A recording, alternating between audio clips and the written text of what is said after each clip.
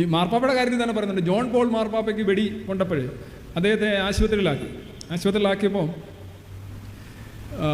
12 മണിക്കൂർ നീണ്ട ശസ്ത്രക്രിയയിലാണ്. ചറവറ വെടിവെക്കുകയാണ്. ഏതാണ്ട് ഒരുത്തം വന്ന് തലതിരിഞ്ഞ വന്ന് വെടിവെച്ച്. അപ്പോൾ അദ്ദേഹം പറഞ്ഞു, ഈ മേരിയുടെ പള്ളികളുണ്ട് യൂറോപ്പിൽ. അതിൽ ഇദ്ദേഹത്തിനൊരു മേരി ഓഫ് ഒരു പോർച്ചുഗലിലൊരു പള്ളിയാണ്. ആ പള്ളിയിൽ പോയി പ്രാർത്ഥിക്കാൻ ഇതാണ് അദ്ദേഹത്തിൻ്റെ ഒരു ഇഷ്ടം. ബാക്കി ലൂർദിലൊരു പള്ളിയുണ്ട്, വേറെ പലയിടത്തും പള്ളികളുണ്ട്. പക്ഷേ ഓരോ ലോക്കൽ മേരി ഇദ്ദേഹം കരുതുന്നത് ഈ ക്രിസ്ത്യാനിറ്റിയുടെ ഒരു പ്രത്യേകത എന്ന് പറഞ്ഞു കഴിഞ്ഞാൽ ഓരോ അസുഖങ്ങൾക്കും ഓരോ അതിദേവതമാരുണ്ട്. ഇപ്പോൾ ഉദരസംബന്ധമായ അസുഖം ഒരു സെയിൻറ്റ് ഡാഷ് കാണും.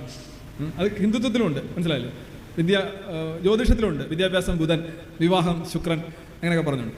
അപ്പോൾ ഇദ്ദേഹം ലേഡി ഓഫ് ഫാറ്റിമയാണെന്ന് തോന്നുന്നു, എനിക്കത് ഓർമ്മയില്ല.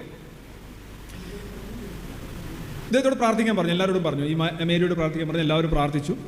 അവസാനം ഇദ്ദേഹത്തിൻ്റെ ഓപ്പറേഷൻ സക്സസ് ആയി പുറത്തു വന്നു. അപ്പോൾ അദ്ദേഹം പറഞ്ഞു, വീണ്ടും മേരിയോട് പ്രാർത്ഥിക്കൂ, അദ്ദേഹത്തിന് വഴിപാട് നേരൂ, ഭയങ്കര സംഭവമാണെന്ന്. അപ്പോൾ ഇതിൻ്റെ ഒരു ഇതെന്ന് പറഞ്ഞു കഴിഞ്ഞാൽ അദ്ദേഹം പറഞ്ഞത് ഒരു ഡിവൈൻ ഹാൻഡ്. ഈ വെടിയുണ്ടകൾ ഒരാൾ വെടിവെച്ചല്ലോ, അപ്പോൾ ഒരു ഡിവൈൻ ഹാൻഡ് വെടിയേറ്റു. 12 മണിക്ക് ശസ്ത്രക്രിയ, ഡോക്ടർമാർ ഉയർത്ത് കുളിച്ച് ആണ് ഇറങ്ങി വന്നതെല്ലാം ഓക്കെ. പക്ഷേ രക്ഷപ്പെടുത്തിയത് മേരി തന്നെയാണ്. കാരണം എന്താണ്? മേരി ഇയാളുടെ കൈ കയറി പിടിച്ചു വെടിവെച്ചപ്പോൾ, ഒരു ഡിവൈൻ ഹാൻഡ്.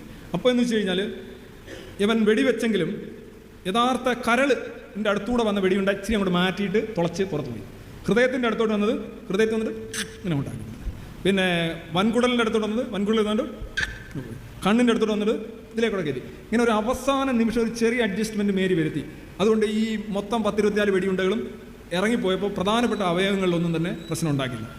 അങ്ങനെ ബ്ലീഡിങ് ഒന്നും വലിയ രീതിയിൽ വരാത്ത രീതിയിൽ ഒന്നും ഉണ്ടാക്കില്ല. പണ്ട് ഈ കഴിവേറ്റുക എന്ന് പറയുന്നത് തിരുവിതാംകൂറിൽ അങ്ങനെ ഒരു സാധനമുണ്ട്. കഴിവേറി എന്ന് പറഞ്ഞു കഴിഞ്ഞാൽ തൂക്കിക്കൊല്ലുന്ന ആളെന്നല്ല, ഒരു വലിയൊരു പാര പോലൊരു സാധനമാണ്. ആ പാരയ്ക്കകത്ത് നിങ്ങൾ ഈ ആസനം മുതൽ ഇവിടം വരെ ഇങ്ങനെ കൊരുത്തില്ല, കിളിമീനെ കൊരുത്തിട്ടേക്കുന്നോണം ഇട്ടേക്കും. അപ്പോൾ അങ്ങനെ കൊരുത്തിടുമ്പോൾ ഈ ആന്തരിക അവയവങ്ങളിലെ പ്രധാനപ്പെട്ട അവയവങ്ങളൊന്നും മുറിയാതെ ആയിരിക്കും കൊരുത്തിടുന്നത്. വെയിലത്ത് അങ്ങനെ കിടത്തിയേക്കും. 2 ദിവസം വെള്ളമൊന്നും കൊടുക്കില്ല. ആരെങ്കിലും വെള്ളം കൊടുത്തു കഴിഞ്ഞാൽ അവൻ പിറ്റേന്ന് കഴിവേറും. ഇതാണ് കഴിവേറി എന്ന് പറഞ്ഞ സാധനം. അതാണ് കുറ്റകൃത്യങ്ങൾ ചെയ്യുന്നവർക്ക് കൊടുത്തിരുന്ന ശിക്ഷയാണ്. ചില കഴിവിലേറ്റുക എന്നൊക്കെ പറയുമ്പോൾ വേറെ അർത്ഥമാണ്. ഇവിടെ ഉണ്ടായിരുന്ന തിരുവിതാംകൂറിലുണ്ടായിരുന്ന ശിക്ഷയാണ്. നിങ്ങൾ മറ്റേ PK ബാലകൃഷ്ണൻ്റെ പുസ്തകം വായിച്ചു കഴിഞ്ഞാൽ അറിയാൻ പറ്റും. അവിടെ അപ്പം ഇദ്ദേഹം പറയുന്നത് മേരി അവസാനം വന്നിട്ട് ചെറിയ അഡ്ജസ്റ്റ്മെൻറ്റ് നടത്തി ഒരു പ്രധാന അവയവവും കുഴപ്പമില്ലാതെ ആക്കിയതുകൊണ്ടാണ് രക്ഷപ്പെട്ടത് എന്നാണ് മാർപ്പാപ്പയുടെ കണ്ടെത്തൽ, ജോൺ പോൾ രണ്ടാമൻ. അപ്പോൾ ഡോക്കൻസ് ചോദിക്കുന്നൊരു ചോദ്യമുണ്ട്.